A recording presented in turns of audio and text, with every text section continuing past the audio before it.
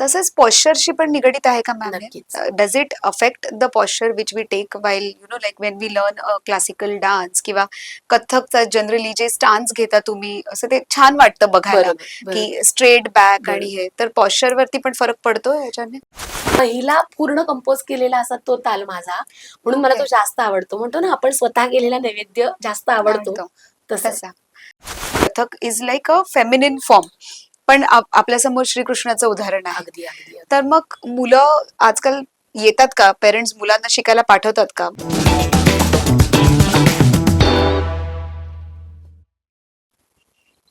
Hello, नमस्कार. Welcome to life in focus. I am your host doctor Raunak Lakshmi Shirsat Talele. प्रत्येक वेळेस आपण एखादी medicine related life changing story ऐकत असतो किंवा एखाद्या कलाकाराबद्दल जाणून घेत असतो. पण आजच्या ज्या आपल्या गेस्ट आहेत ना, त्या खूप जास्त स्पेशल आहेत. त्या आहेत advocate Sunilatai Poddar. Ma'am is the founder of Eklavya art forum in Dombivli. पण त्याही पेक्षा जास्त एखादा कलाकार म्हणून सुद्धा पेक्षा मी त्यांना एखादं शिक्षक म्हणून जास्त इम्पॉर्टन्स देईन. मॅमचा हा जो एकलव्याचा वटवृक्ष आहे ना, तो आता आमच्या डोंबिवलीत खूप जास्त पसरला आहे. पण इथेच त्यांच्या अचीवमेंट संपत नाहीत, तर त्यांनी रिसेंटली गीत रामायण ह्याच्यामध्ये वर्ल्ड रेकॉर्ड सुद्धा केलेले आहे. तब्बल 8 तास या नृत्याचं ऑस्ट्रेलियात प्रक्षेपण झालं. तर अशा एखाद्या कलाकाराबद्दल जाणून घ्यायला तुम्हाला आवडेल का? आणि त्याच का कथ्थकचा न्यूरोबायोलॉजीशी काही संबंध आहे का कॉग्निशनशी काही संबंध आहे? Come on, let's demystify medicine and classical dance with our new guest. So ma'am, welcome. Welcome to life in focus. Actually तुम्हाला बोलवण्याचं खूप दिवसापासून मनात होतं, कारण फर्स्ट ऑफ ऑल तर तुमचे परफॉर्मन्सेस बघितलेत, किंवा आपल्या ज्या गुढीपाडवाची यात्रा होते डोंबिवलीतली त्यातला, किंवा गणपती मंदिरच्या तिथे आलं आणि एकलव्याचा परफॉर्मन्स बघितला नाहीये असं रेअरली होतं. सो मॅम, आम्हाला सुरुवातीपासून सांगा की why Kathak and how it led to the foundation of Eklavya. सर्वात प्रथम आधी मला ह्या प्लॅटफॉर्मची संधी दिल्याबद्दल तुम्हा सगळ्यांचे आभार. प्रत्येक कलाकाराला आपलं काहीतरी मनातलं मनोगत लोकांना सांगावं, अशासाठीच खरं तर कलाकार धडपडत असतो. नृत्य हे त्याचं एक उत्तम माध्यम असतंच, पण तरीसुद्धा त्याच्या मनात नेमकं काय चाललंय हे एखाद्या प्रोजेक्ट पुरतं मर्यादित न राहता ते सर्वसामान्यांपर्यंत पोहोचावं, बरोबर. अशी प्रत्येक कलाकाराची इच्छा असते, जी आज आज माझ्यासाठी तुमच्यासारखे अनेक असे आहेत व्यक्तिमत्व की ज्यांनी या माझ्या उपक्रमांना, माझ्या या उद्देशांना साध्य करण्यासाठी प्रयत्न केलेत मनापासून. विषय असा झाला की माझं कथ्थक मधलं प्रशिक्षण होत असतानाच माझं कायद्याचंही प्रशिक्षण झालं. माझं LLB ही पूर्ण झालं. त्यानंतर कथ्थकमध्येही विशारद त्याच वेळेला झालं आणि परंपरागत आमच्या घरी सगळे न्यायाधीश आणि सगळे वकील आहेत. अच्छा. त्यामुळे ती एक आपोआपच बाय डिफॉल्ट ते प्रोफेशन माझं फिक्स होतं घरामध्ये, डोक्यामध्ये, सगळीकडे. मी लिगल प्रोफेशनल म्हणून मी कामही सुरू केलं होतं आणि त्यानंतर मग माझी हौस जपत मी संध्याकाळी नृत्य वर्ग घेत होते. तेही आमच्या गुरूंनी आम्हाला खूप चांगल्या पद्धतीने सपोर्ट केलं की तुम्ही आता छोटे छोटे नृत्य वर्ग काढा, जेणेकरून तुम्ही त्याच्यात रमाल, नाही तर मग तुमच्या शिक्षणानंतर तुम्ही वेगळे व्हाल. बरोबर. त्यांच्या ह्या धारणेचा विचार करत करत आम्ही छोटे नृत्य वर्ग घेत होतो.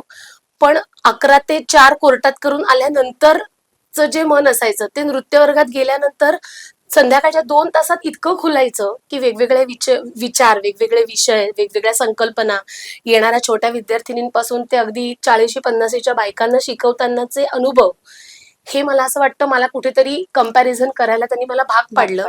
आणि माझ्या जीवनाचे साथीदार CA कौस्तुभ पोद्दार, जे स्वतः चार्टर्ड अकाउंटंट असल्यामुळे त्यांनी माझी फिनान्शियल बाजूची जी भीती होती मनात की ते मी बघेन, तुला तुझी हौस जप, पण त्याच्यात इतक्या मोठ्या पदावर जा, इतक्या मोठ्या उंचीवर पोहोच, पदापेक्षा उंचीवर पोहोच की तुला पश्चाताप नाही होता कामा की तू लिगल प्रोफेशन कम्प्लीट क्विट केलंस. आज एक वेगळं मानाचं, वेगळं काय म्हणू त्याला, फिनान्शियल एक व्यवस्थित त्याच्यामध्ये सिक्युरिटी आहे, ते सोडून तू इथे येतेस, तर उद्या तुला पश्चाताप होता कामा नये. ह्या अर्थाने प्रयत्न करत राहा.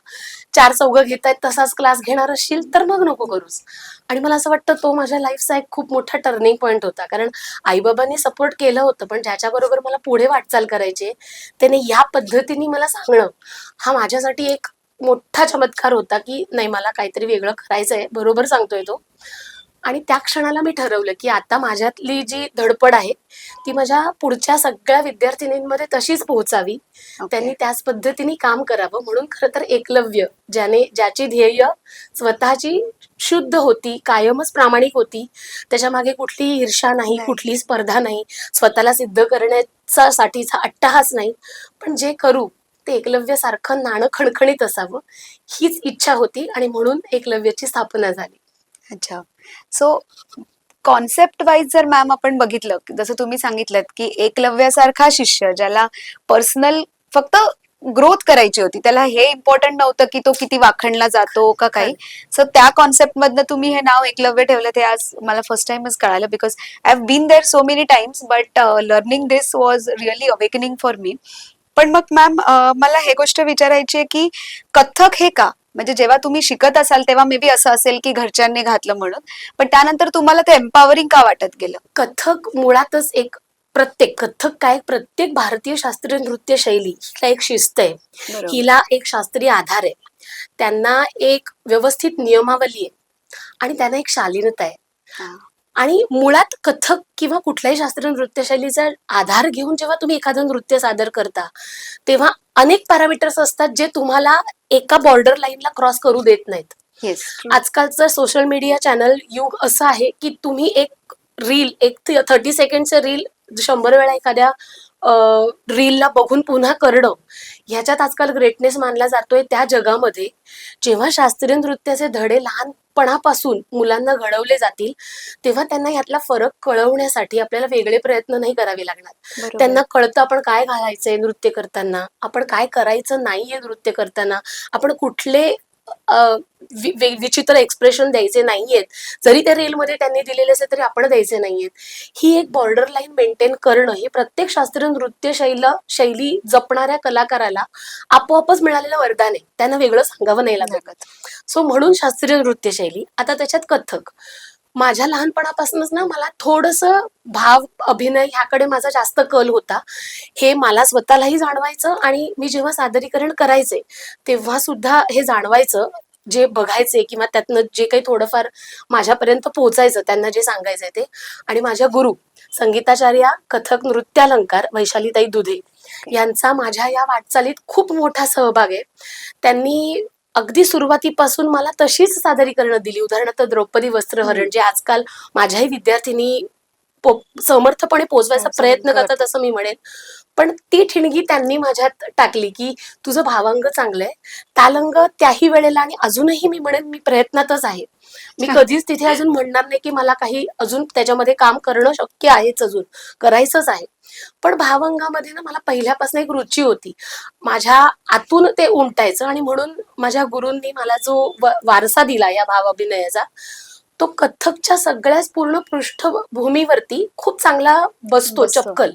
म्हणजे सगळ्याच नृत्यशैली चांगल्या आहेत, पण शेवटी असं होतं ना की आपण ज्याच्या समोर जास्त वावरतो. आता माझ्या गुरु ह्या माझ्यासाठी आदर्शच होत्या, आहेत आणि राहतील. त्यांचं भावंग इतकं अंगाला, म्हणजे माझ्या असं त्यांच्या अंगावर यायचं त्या करायच्या तेव्हा, की अरे हे आपल्याला कधी येईल. आणि त्या आम्हाला नेहमी त्यांच्या गुरूंचं उदाहरण द्यायच्या, आदरणीय डॉक्टर मंजिरी देव यांचं, की त्या विष्णुवंदना करायच्या ना, त्या आम्हाला असं सांगायच्या, तेव्हा ना सुनीला असं समोर विष्णू उभा आहे असं वाटतं ग. आणि तेच आम्हाला आता गुरूंकडे बघायचो तेव्हा वाटायचं. मी म्हटलं असा एक कधीतरी असा मुद्दा येईल की कधीतरी माझ्या विद्यार्थिनी मला असं म्हणतील, आणि त्याच प्रयत्नात मी अजून आहे. तो मुद्दा, तो पॉइंट अजून आलेला नाहीये, पण प्रयत्न आहे की तसं कधीतरी म्हणावं गुरूंनी किंवा माझ्या विद्यार्थिनींनी की खरंच हे भावांग अगदी जिवंत झालंय आता आपल्या समोर. पण मग आता तुम्ही तुमच्या गुरूंचा विषय काढला, पण तुम्ही स्वतःही अगदी, म्हणजे माझ्यासाठी विचारायला गेला तर अगदी वाखणण्याजोग्यासारख्या अशा गुरु आहात. तर मग जेव्हा तुमची एखादी छोटीशी विद्यार्थिनी पहिल्यांदा घुंगरू बांधते तेव्हा काय इमोशन्स येतात मनात? खरं तर घुंगरू हा विषय प्रत्येक शास्त्रीय नृत्य कलाकारासाठी खूप जिव्हाळ्याचा आहे, तेवढाच तो जबाबदारीचा आहे. कारण त्या घुंगरातून उमटणारा नाद जो आहे तो आपल्याला शालीनतेकडे न्यायचा आहे का आपल्याला वल्गॅरिटीकडे न्यायचा आहे, ह्या सगळ्या गोष्टींचं जे बॅलन्सिंग आहे ते माझ्या विद्यार्थिनीचं सांभाळणं ही माझी जबाबदारी आहे असं मला वाटतं. त्यामुळे जेव्हा एखादी विद्यार्थिनी घुंगरू बांधते तेव्हा ती माझं शिष्यत्वच नुसतं स्वीकारत नाहीये, तर माझ्या जबाबदाऱ्या वाढतायत असं मला वाटतं. अच्छा. सो इट्स लाईक जेवढी ती विद्यार्थिनीला शिकायचं असतं तेवढं तुम्हालाही असं वाटतं की गुरु म्हणून तुमची पण रिस्पॉन्सिबिलिटी आहे. नक्कीच नक्कीच. तुम्ही सुद्धा शिकता तिच्या बरोबर. अगदी प्रत्येक विद्यार्थिनी बरोबर आपणही घडत असतो. म्हणजे मी ह्याचं एक उदाहरण देईन जे मगाच्या माझ्या मुद्द्यांमध्ये राहिलं, की आधी तर मी माझ्या गुरूंकडे वैशालीताईंकडे शिकतच होते. पण त्यांनी नृत्य वर्ग काढायला सांगितल्यानंतर काही पिरियड नंतर मी पुन्हा बाईंकडे जेव्हा गेले आणि Okay. त्या काहीतरी शिकवत असताना मी पुन्हा त्यांच्यासमोर काही सादर केलं, तेव्हा त्यांनी पटकन पॉइंट आउट केलं, की सुनीला तू ना आत्ता जे केलंयस ना ते तू आधी फक्त जेव्हापर्यंत तू नृत्य वर्ग काढले नव्हतेस तेव्हाची तू आणि आत्ताची तू ह्याच्यामध्ये ना मला चांगला सकारात्मक बदल जाणवला. बरोबर. आणि ते मला इतकं छान वाटलं, जसं मी आता म्हटलं की मला असं वाटत होतं की कधीतरी तो तो पॉइंट माझ्या आयुष्यात यावा. तशी माझ्या गुरूंची ती पावती होती की तू दुसऱ्यांना शिकवताना जास्त चांगलं करायला लागलीयस. बरोबर. हे मला कुठेतरी आतमध्ये पावती देऊन गेलं की यार आपलं चांगलं करता येईल जर आपण मुलींना चांगलं शिकवलं तर. हा एक चांगला बदल माझ्यात घडला, तोही माझ्याच गुरूंमुळे. त्यांनी हे सांगितल्यानंतर मग मलाही हे पटलं आणि मग मी आताही माझ्या विद्यार्थिनींना मुद्दामून 5th एक्झाम नंतर कंपल्सरी सांगते की तुम्ही विशारदच्या मुली झाल्या आहात तर आता तुम्ही छोट्या छोट्या बॅचेस घ्यायच्यात, जेणेकरून मला जो एक छान सकारात्मक बदल जाणवला तो तो तुम्हालाही एक अनुभूती मिळून मिळावा, असा माझा एक उद्देश असतो.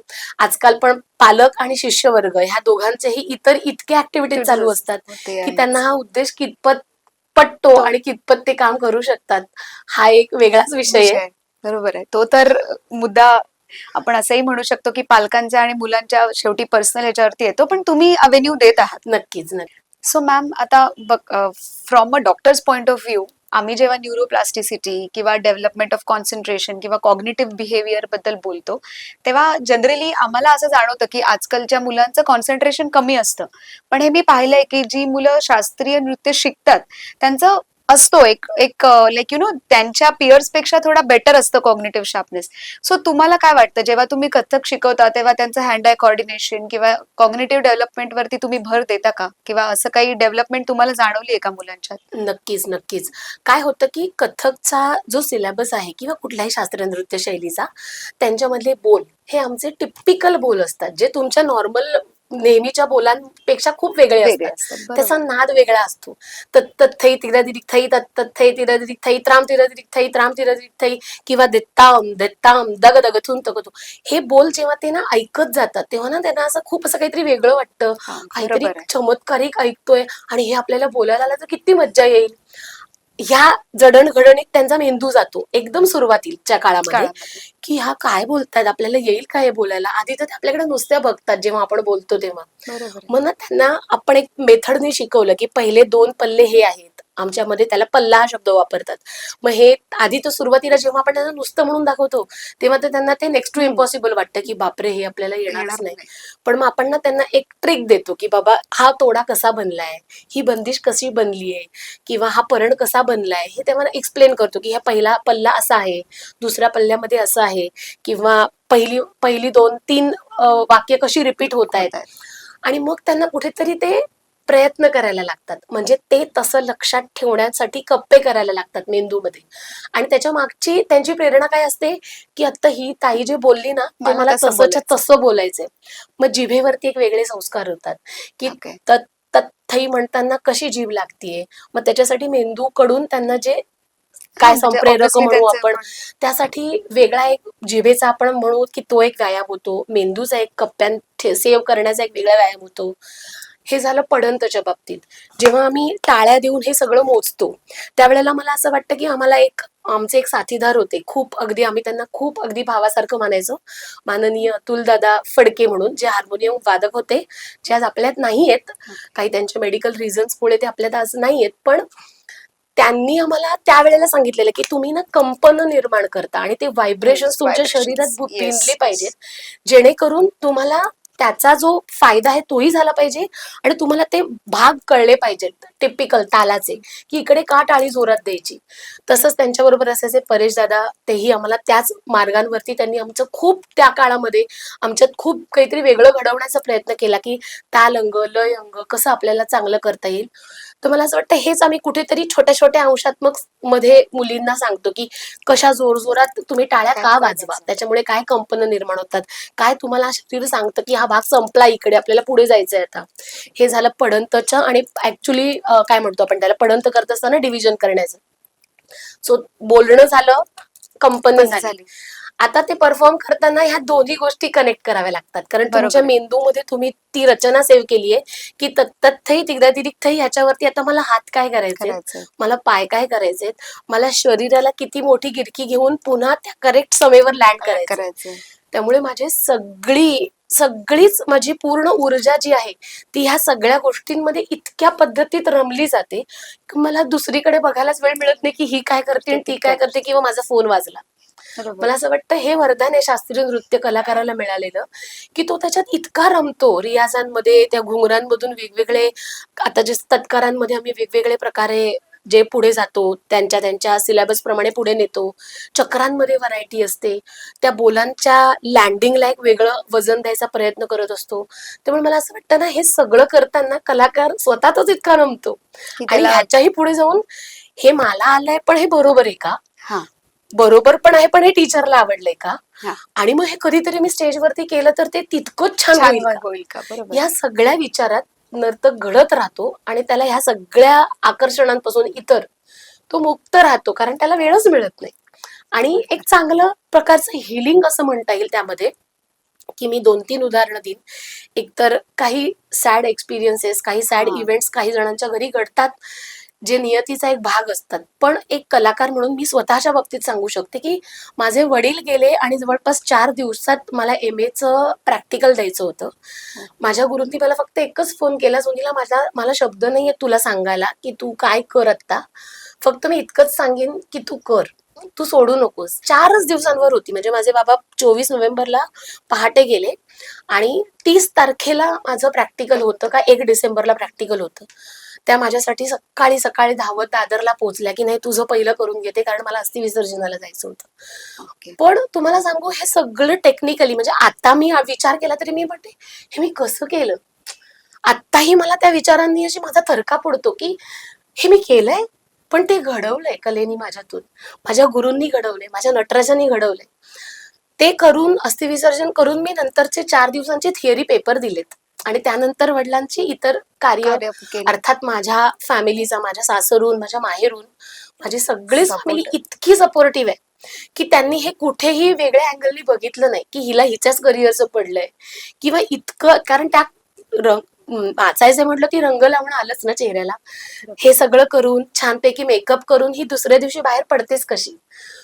पण मला असं वाटतं की माझ्या वडिलांना पण तेच माझं स्वप्न होतं, त्यांच्यासाठी हे सगळं करण्याचं. त्या सगळ्याची पाळंमुळं अशी होती की मग माझं ध्येय फक्त मला चांगलं नाचायचं हे राहिलं नाही किंवा माझ्या मुलींना चांगलं शिकवायचं हे राहिलं नाही, तर माझ्या वडिलांना वरती सुद्धा अभिमान वाटेल जिथे कुठे असतील की ही जे काम करते ते फक्त नृत्याचंच काम करत नाहीये, की तिने फक्त नृत्याचे धडे दिले असं नाही, तिने चांगले संस्कार, चांगल्या पद्धतीने तिने नृत्यातून समाज प्रबोधन कसं करावं हे त्यांचं नेहमी म्हणणं असायचं.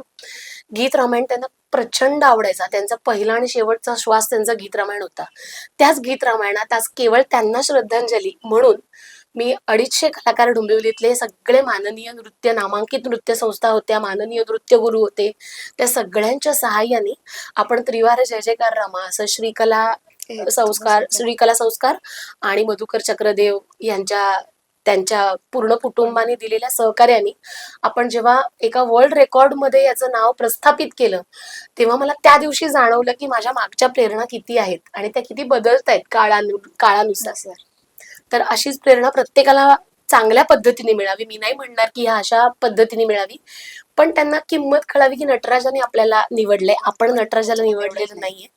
आणि दुसरं म्हणजे अजून काही उदाहरणं आहेत जी माझ्या समोर आहेत. माझ्या काही ज्येष्ठ विद्यार्थिनींना नको त्या वयात त्यांच्या घरातल्या खूप अगदी करत्या आपल्या वडिलांचं विरह सहन करावा लागतोय, पण त्यांच्यातही मी तो बदल बघते की त्यांना कळतंय की आपल्याला हा एक कप्पा आपला वेगळाच राहणार आहे, आता रिकामाच राहणार आहे.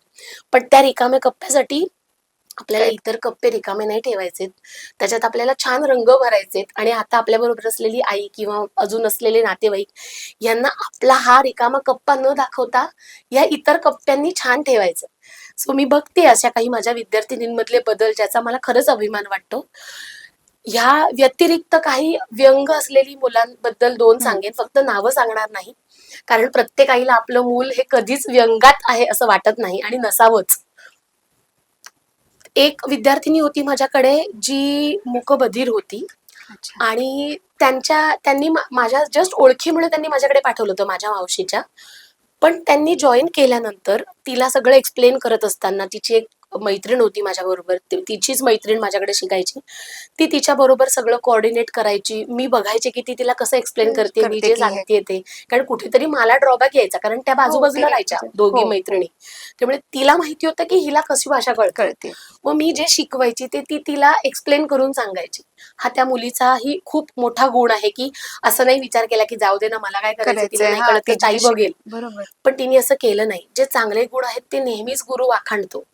तसं मी तिचं नेहमी आजही कौतुक करते. तिने तिचं खूप चांगल्या पद्धतीने, आणि मग मीही ते शिकत गेले की तिला कसं सांगू. हो.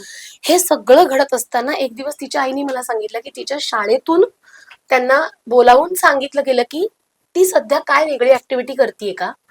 तर मग त्यांनी विचार करून सांगितलं की हो, मागे तिने कथक सध्या नृत्य जॉईन केलं. केलेलं आहे.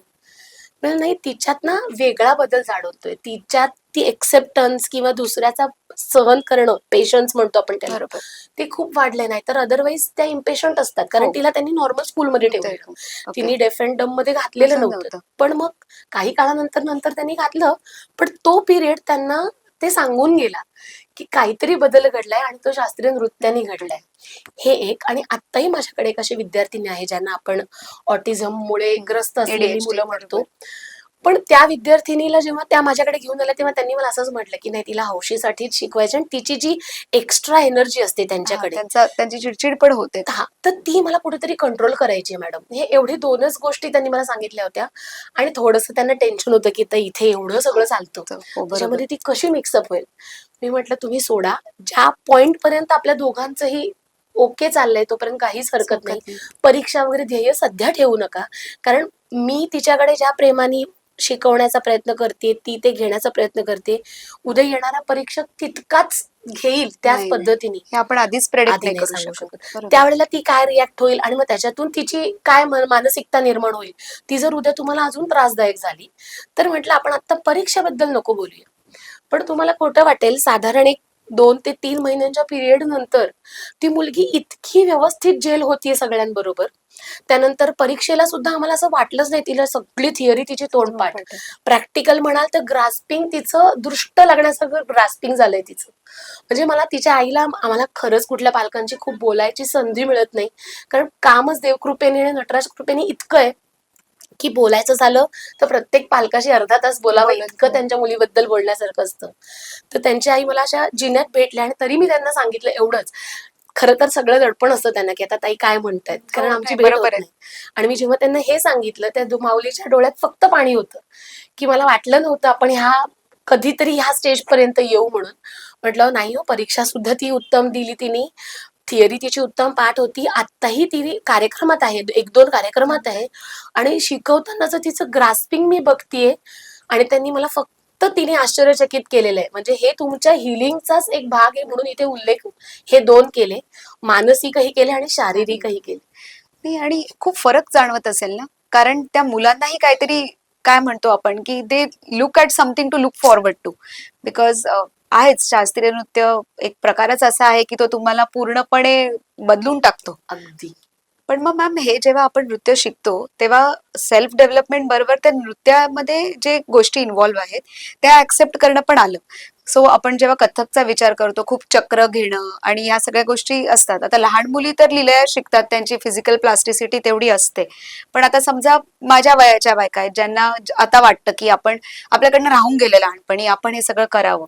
पण आपण म्हणतो की चक्कर येते, ऑलरेडी मानेचे विकार तर जडलेलेच असतात आपल्या वर्कमुळे, वेस्टिब्युलो कॉक्लिअर डिफरन्स होतो जे आपण म्हणतो. मग अशा सगळ्यांसाठी तुम्ही काय ऍडवाइस करू इच्छिता? आम्ही पण करू शकतो. नक्कीच मॅडम, मी म्हटलं तसं की शास्त्रीय नृत्याला सौंदर्य आहेच आहे, मुळातच त्याच्यात एक सौंदर्य आहे. आता सौंदर्याची व्याख्या करता येणं अवघड आहे की कुठली गोष्ट काय केल्याने सुंदर दिसेल हे हे आपण आता आता सांगूच नाही शकत. 5 वर्षाची मुलगी एक चक्कर घेतीये, 10 वर्षाची एक मुलगी चक्कर घेतेय, 15 वर्षाची एक मुलगी चक्कर घेतेय, 20 वर्षाची एक मुलगी चक्कर घेतेय.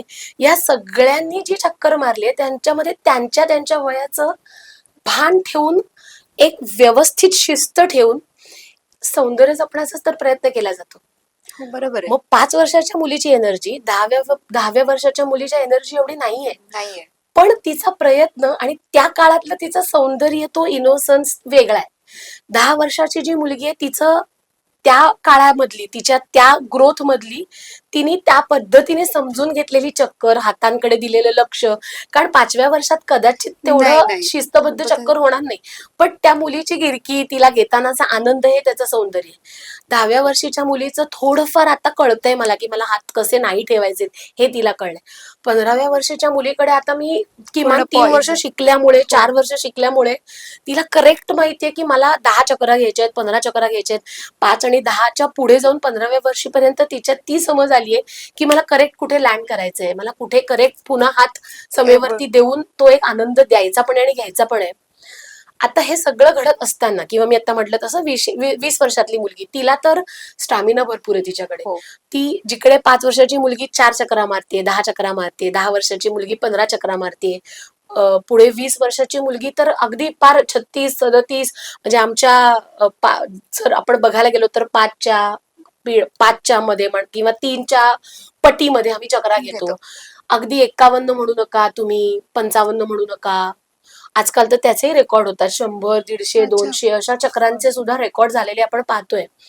तर मला असं वाटतं की तो रियाजाचा भाग येतो, आणि तुम्ही ते फील्ड करिअर म्हणून जेव्हा निवडता तेव्हा मग कुठलंच एक्सक्यूज राहत नाही, तुमच्या शरीराशी पण नाही आणि त्या कलेशी पण नाही. त्यामुळे मग त्या अगदी जान लगा के म्हणतो ना आपण, तशा जीव तोडून त्याच्यावरती रियाज करतात. त्यामुळे त्याचं सौंदर्य वेगळं. आता राहता राहिला प्रश्न तुमच्यासारखे जे माझ्याकडे वर्किंग वुमन येतात त्यांचा. ह्या मुद्द्याकडे मी जरा जास्त प्रकाश टाकेन, कारण कसं होतं की त्यांचा एक मानसिक असं झालेलं असतं की बापरे, ह्या सगळ्या 5 वर्षाच्या मुली करतायत आणि मी आता सुरुवात केलीये. त्या बॅच मी पहिल्या गोष्ट म्हणजे वेगळ्या ठेवते, जेणेकरून त्या ह्यांच्या बरोबर आल्यावरती ह्यांना पण कॉम्प्लेक्स येणार नाही आणि त्यांनाही येणार नाही. हे 2 वेगळे मुद्दे खूप महत्वाचे आहेत, त्याच्यासाठी माझ्या ह्या बॅच वेगळ्या असतात. त्यामुळे काय होतं की सगळ्या तुमच्याच इच्छा असल्यामुळे सगळे एकाच बोटमध्ये असतात. बरोबर. तुला थोडंस येतंय, मला थोडंसं येतंय, मला गेल्या वेळेला शिकवलेलं एवढंच आठवतंय. त्यामुळे ना त्याच मेंटॅलिटीचे फॅकल्टीज मी तिकडे ठेवते की ज्यांना हे सहन करता येईल. कारण आपल्याला काय सगळ्यांना एकाच तराजूत तोलायचं नाही. राईट. फी ती पण देते, फी ही पण देते, पण तिची गरज वेगळी, हिची गरज वेगळी. इथे यांना फक्त त्यांची राहिलेली हौस, परीक्षा द्यायच्या असतील तर थोडासा तुमचा स्पॅन आम्ही वाढवून देतो की आल्या आल्या अगदी तुम्हाला पहिल्याच वर्षात परीक्षा द्याच असा हट्ट तुम्ही करू नका, आम्ही करणार नाही, जेणेकरून तुम्हाला त्याचा आनंद घेता येईल. एका पॉइंट नंतर आम्ही स्वतःहून सांगतो की आता येते तुम्हाला, द्या तुम्ही परीक्षा. पण हा विश्वास पाहिजे दोन्हीकडून, येणाऱ्या विद्यार्थिनीकडून पण आणि गुरुकडून पण, की थोडीशी थांब, होईल, तुला करायचं असेल तर कर, नाही असं नाही, पण मग ती घाई होणार. मग कुठेतरी प्रेशर आमच्याही फॅकल्टीला येतं जेव्हा परीक्षेला बसतात तेव्हा, की अरे यायलाच पाहिजे आणि तिला येत नाहीये, हे सगळं मग वेगळंच प्रेशर डेव्हलप होऊन मग नाचातला आनंद कमी व्हायला लागतो. बॅलन्स.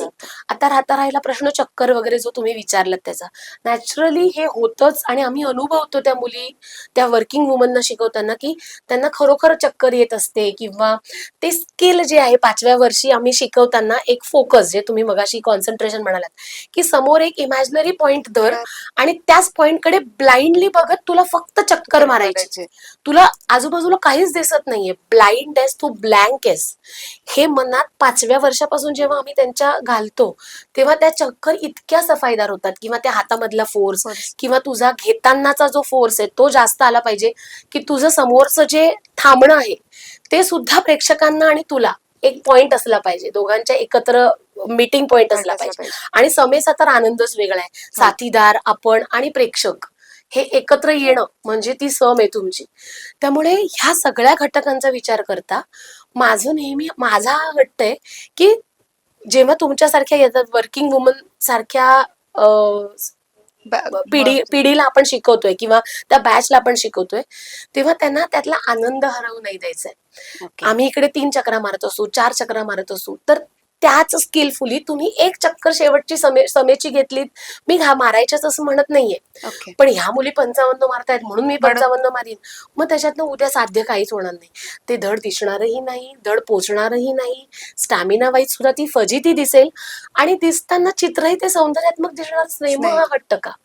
म्हणून माझ्या सगळ्या म्हणजे आपण दरवेळेला असं म्हणतो की एखादा चांगला नृत्य कलाकार हा चांगला नृत्य शिक्षक होऊच शकतो असं नाहीये, आणि चांगला नृत्य शिक्षक हा चांगला नृत्य कलाकार असलाच पाहिजे असंही काही नाहीये. ओके. तुम्हाला शिकवता चांगलं येत असेल, कदाचित असं होतं की तो सगळा सिलेबस आपल्याला शिकवताना एक वेगळा साचेबद्धपणा येतो आणि तो एक टीचर म्हणून खूप चांगल्या पद्धतीने समोरच्याकडून काढून घेता येतो त्या त्या एज ग्रुप प्रमाणे. म्हणून मी काय करते की छोट्या मुली आणि वर्किंग वुमन ह्या दोघांसाठीच्या वेगळ्या कोरिओग्राफीज म्हण किंवा बंदिशी रचना ह्या जेव्हा घडवते मी त्यांच्यावर, तेव्हा त्यांच्या प्रत्येकाच्या केपेबिलिटीचा आणि विकनेसेसचा विचार करून तरी सुद्धा ते कसं सुंदर दिसेल, तिचा जो कॉन्फिडन्स कसा वाढेल, ना की तिला बाबा बसवल्यात 5 हा, चकऱ्या असं म्हणून प्रेशर कशातरी केल्या बरोबर. आणि मग शेवट ते चेहऱ्यावरती दिसतंय की मी नाही पोचू शकत आहे, सम कुठे गेली, चक्कर कुठे गेली, हे असं होता कामा नये. मोठ्या गुरूंनी खूप चांगल्या पद्धतीने सगळ्या मोठ्या काही शिष्यांना घडवलंय. आपलाही प्रयत्न तोच असणार असायला हवा. पण आजकालचे चॅलेंजेस वेगळे. वेगळे. लोक बरोबर. मुलांकडे असणारा वेळ, या वर्किंग वुमन बॅचकडे असणारा वेळ, ऑफिसला जाणं येणं हे सुद्धा त्यांच्यासाठी हो, युद्ध झालंय झालं. आजकाल. बरोबर. अशा परिस्थितीमध्ये ट्रेन मध्ये लटकून ह्या बायका जेव्हा आपल्याकडे येतात तेव्हा त्यांना शांतपणे जे त्यांना येतंय त्याच्यातला आनंद घेऊ द्यायचा, की तुला 10 चक्रा मारता येत नाहीत, तुला 15 चक्रा मारता येत नाही, ह्याच्यावरनं त्यांचं खच्चीकरण करायचं, हे मला कुठेतरी अभ्यास करण्यासारखं वाटतं. आणि म्हणून माझ्या या दोन्ही गोष्टींच्या आपण घडवण्याच्या पद्धती जरा वेगळ्या आहेत, जेणेकरून जिकडे तत्तथईमध्ये माझ्या छोट्या मुली चक्कर मारत असतील, 5 मारत असतील, 3 मारत असतील, मोठ्या मुली 55 मारत असतील, तर वर्किंग वुमन बॅच माझी किमान शेवटच्या 3 किंवा समेची चक्कर किंवा एक चक्कर मध्ये 2 ला काहीतरी स्टेबल पोझिशन अशा पद्धतीने घेऊन तिचा स्टॅमिना कसा छान दिसेल आणि तिचा कॉन्फिडन्स कसा वाढेल आणि तरी ते चित्र कुठेही सुंदर डॅमेज दिसेल. होणार नाही बरोबर. असं असावं, असं माझा प्रयत्न असतो. माहिती नाही तो कितपर्यंत पोहोचतो. नाही, तो सुंदर दिसतोच, तो बघताना डिफरन्स दिसतो आणि म्हणून असं वाटतं की चला म्हणजे it is not too late, even we can do it. पण आता आपण जसं तुम्ही म्हणालात की तुम्हाला असं वाटतं की तुमचा भावांग किंवा अभिनय तुमचा खूप चांगला होता म्हणून तुम्ही कथकला ऍज अ करिअर पण चूज केलं. तर जेव्हा तुम्ही तुमच्या विद्यार्थिनींपर्यंत हे पोहोचवतात, तर असं कधी झालंय का की अनसेड इमोशन्स किंवा एखादा अनसेड गोष्ट जे त्या विद्यार्थिनींना सांगता येणं शक्य नाहीये, ते तुम्हाला जाणवलं, असे काही इन्सिडेन्सेस कधी की त्या एक्सप्रेस करू शकल्या स्वतःला? नक्कीच. आता मी मगाशी म्हटलं तसं की काही आयुष्यातले काही अनुभव वाईट असे आलेले असतात की त्यांना ते कुठेतरी मनाच्या कप्प्यात दडवलेलं असतं आणि जेव्हा अशाच अँगलच्या काही कोरिओग्राफीज आपण करून घेतो तेव्हा ना तो उद्रेक दिसतो, तो टाहो दिसतो मला. आणि मला असं वाटतं की ते एक खूप चांगला आउटलेट आहे कलाकार म्हणून. ते असायलाच हवं प्रत्येकाकडे.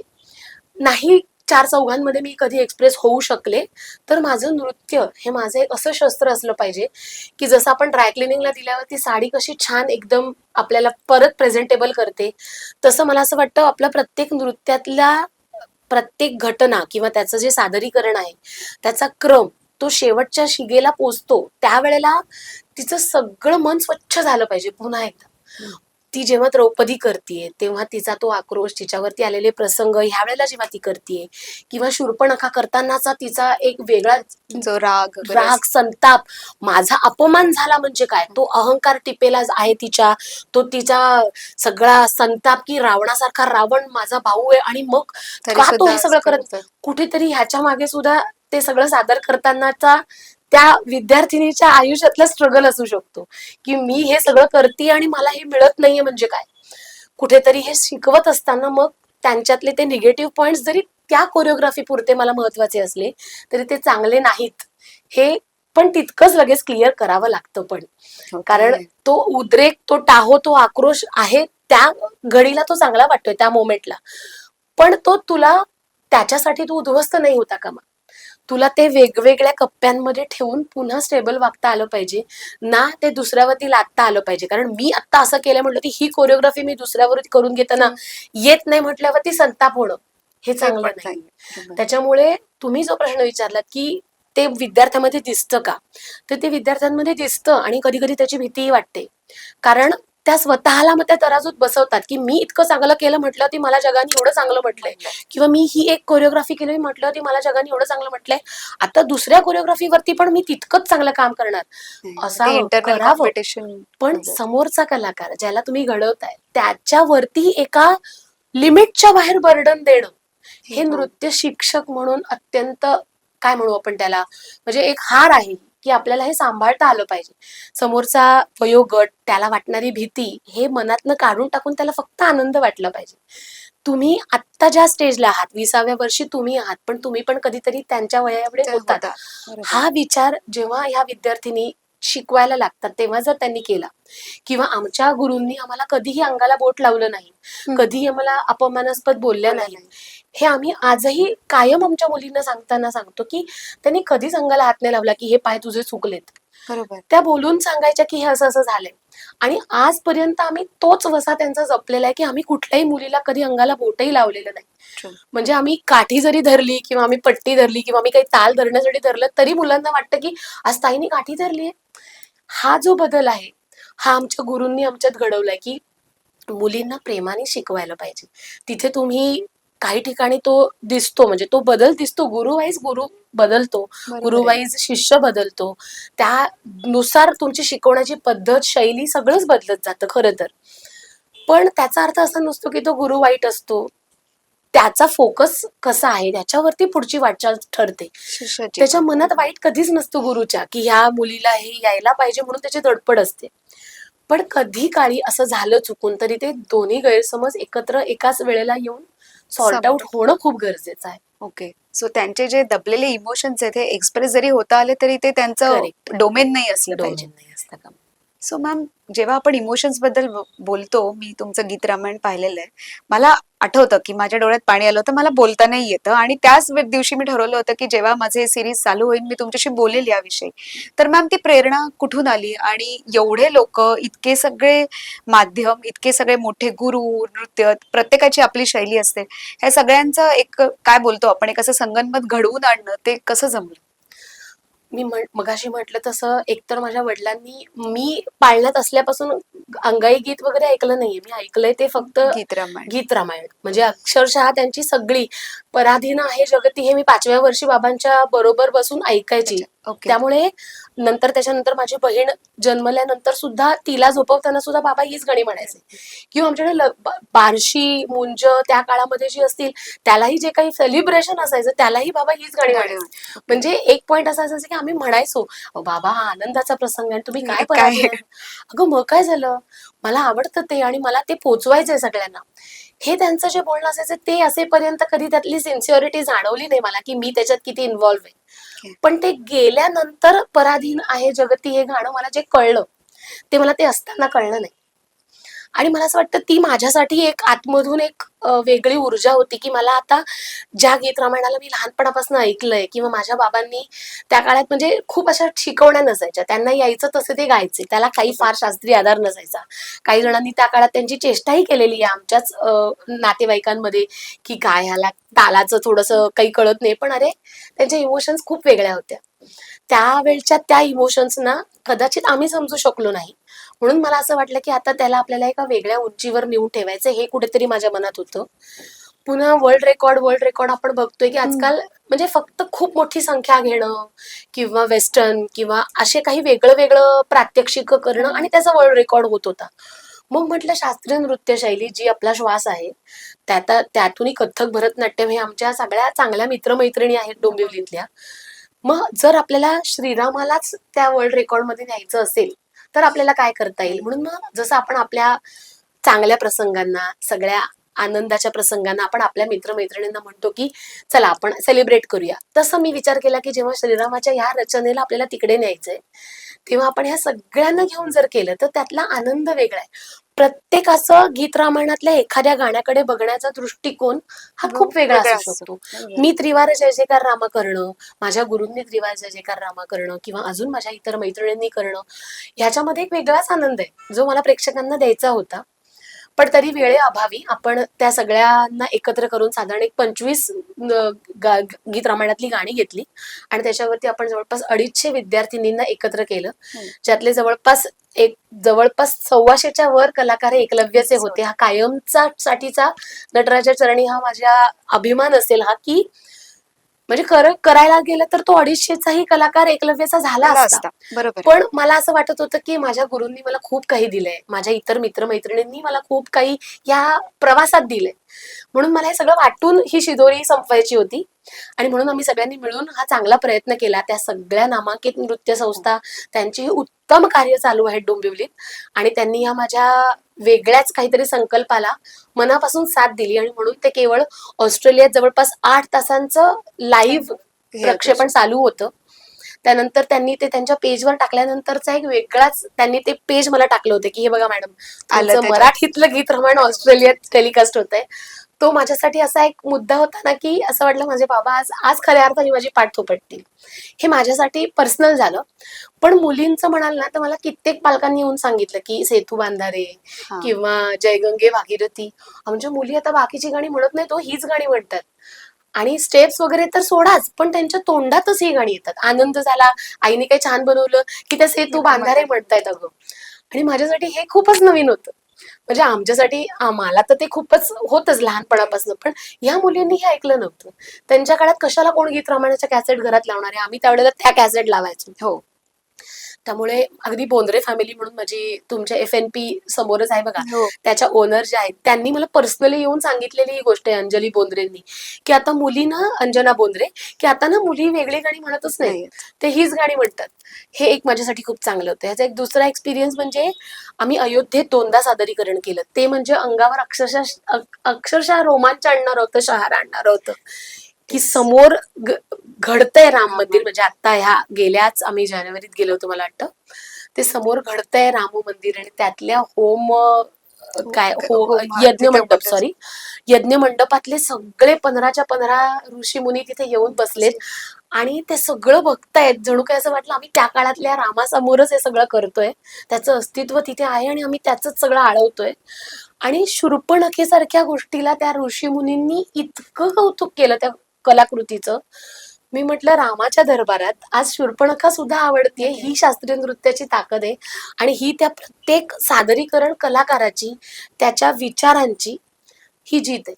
कारण अदरवाईज शूर्पणखा म्हटलं की निगेटिव्ह कॅरेक्टर आहे, ग्रे कॅरेक्टर आहे, पण तरी तो आक्रोश, तो संताप, तो उद्वेग इतका त्यांना भावला की त्यांनी सगळ्या इतर साच्याचं कौतुक केलंच, पण त्यांनी शूर्पणखेचं विशेष कौतुक केलं. हे मला आवर्जून सांगावंसं वाटतं. त्यामुळे ह्या प्रेरणा मला दरवेळेला वेगळ्या मिळत आहेत, असं आणि होतंय. जेव्हा आपण बघतो ते गीत रामायण, त्याचा मला खरंच उल्लेख ह्याच्यासाठी करायचा आहे कारण गुजबम्स येतात. दिस इज नॉट अन एक्झॅजरेशन. मी स्वतः त्यातनं गेलेली आहे आणि खूपच एक काय बोलतो सेलेस्टियल एक्सपिरियन्स होता माझ्यासाठी तरी. पण तुम्ही आता बोलताना म्हणालात की कथ्थक भरतनाट्यमची पण मेळ होते. मी स्वतः भरतनाट्यम शिकली आहे. माझ्या बऱ्याचशा मैत्रिणी अशा विचारतात की अरे आपण जेव्हा छोटे होतो ना त्यावेळेस आपल्याला कथ्थकला का नाही घातलं, बघ त्यांचे केवढे परफॉर्मन्सेस दिसतात. पण मला असं वाटतं की नाही, आता आपण शिकलोय ना, पण मग असं काही आहे का मॅम की या दोन्हीमध्ये डिफरन्स काय आहे, किंवा आम्ही आता कथ्थक शिकू शकतो का? खरं सांगायचं झालं तर मगाशी तुम्हाला म्हटल्याप्रमाणे दोन्ही शैलींना त्याचा त्याचा एक वेगळा बाज आहे. हो. ती शैली त्याच्या त्याच्या परीने अत्यंत सुंदर आहे. म्हणजे आता काही प्रोजेक्ट आम्ही जेव्हा एकत्र करतोय तेव्हा तर असं खूप वेळा वाटून जाते की आपण फ्युजन करूया. म्हणजे ही या दोन्ही शैलींचाच खरं विजय आहे हा. बरोबर. की कथ्थकला भरतनाट्यम आवडतंय, भरतनाट्यमला कथ्थक आवडतंय. पण काय होतं की एका पॉइंट नंतर जेव्हा आपण एखादी शैली शिकायला लागलो की आपलं मन आपल्याला सांगतं की आपण त्याच्यात किती रमलोय. बरोबर. बरोबर. त्यामुळे असं काहीच नसतं की आपण एक शैली कथ्थक एवढा वेळ शिकल्यावरती भरतनाट्यम शिकू शकत नाही. माझ्या गुरूंनी आम्हाला कित्येक वेळा सांगितले की त्यांनीही अनेक वर्षानंतर भरतनाट्यमचं प्रशिक्षण त्यांच्या घेतलंय. गुरूंकडून घेतलेलं होतं. ओके. त्यामुळे असं होतंच की आपल्याला दुसऱ्या शैलीचं आकर्षण वाटणं ह्याच्यातच तर खरी मजा आहे नृत्य कलाकार म्हणून. तर असं काही नाहीये की कथ्थक शिकलो म्हणून भरतनाट्यम नाही करतायत, भरतनाट्यम शिकलो म्हणून कथ्थक नाही करतायत, असं काही नाहीये. दोन्ही शैली शिकूच शकतो आपण नक्की आनंद घेऊन त्याच्यातला.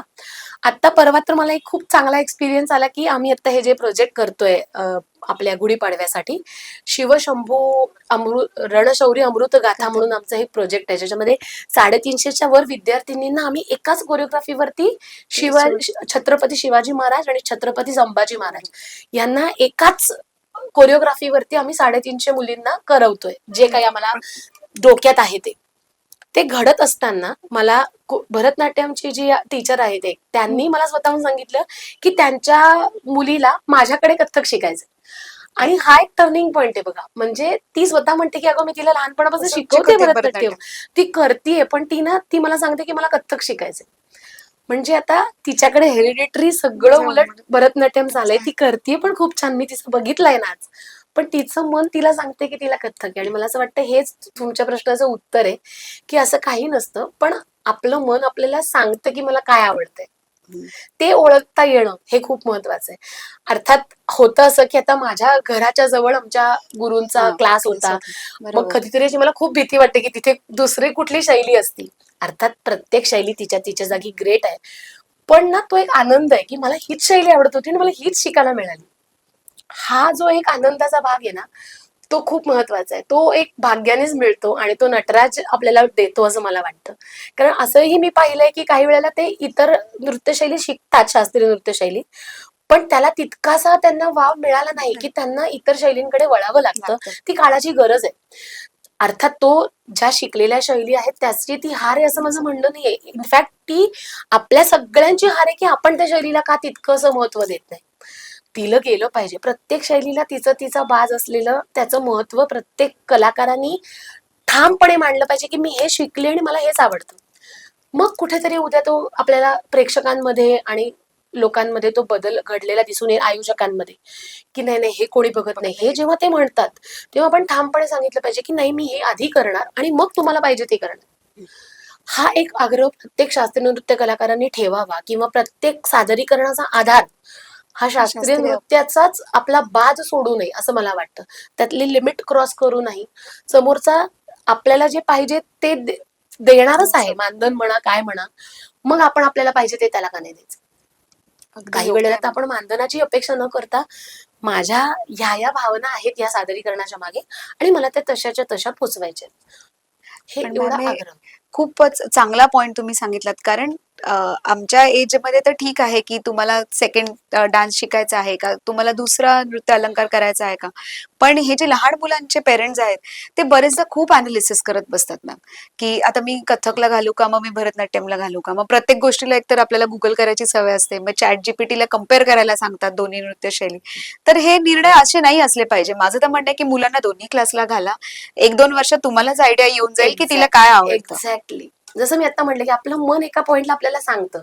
आता तिला काय आहे, तिची आई तिला शिकवणार आहे, बरोबर आहे. पण तरी सुद्धा ऑनेस्टली तिने आईला हे सांगणं आणि तिच्या आईने मला हे सांगणं, ही आम्ही खूप मोठी बाजूबाजूला काळाची क्लास गरज घेतो, आहे. आम्ही बाजूबाजूला क्लास, म्हणजे हे कुठेतरी ना मला खूप सकारात्मक जाणवलं.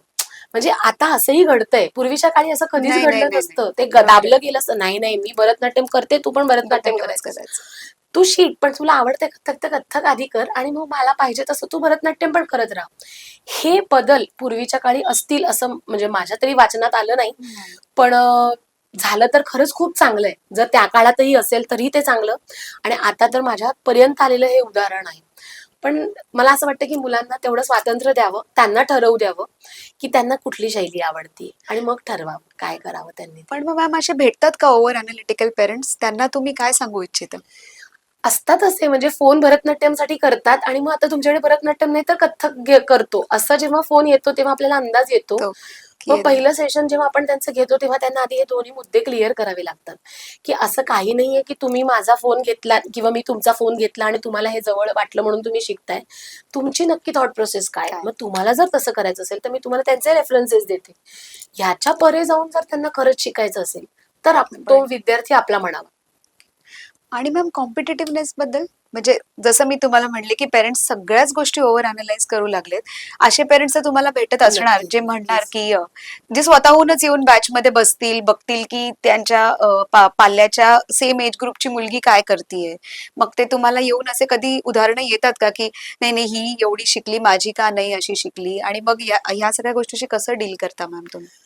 सुदैवाने माझ्याकडचे पालक आणि माझ्याकडचा विद्यार्थी ह्या फेजमध्ये नाहीये, आणि हे खरंच नटराजाची कृपा आहे. कारण त्या वेळेला त्या गोष्टी इतक्या पारदर्शकपणे सांगितल्या जातात की असे गैरसमज होत नाहीयेत.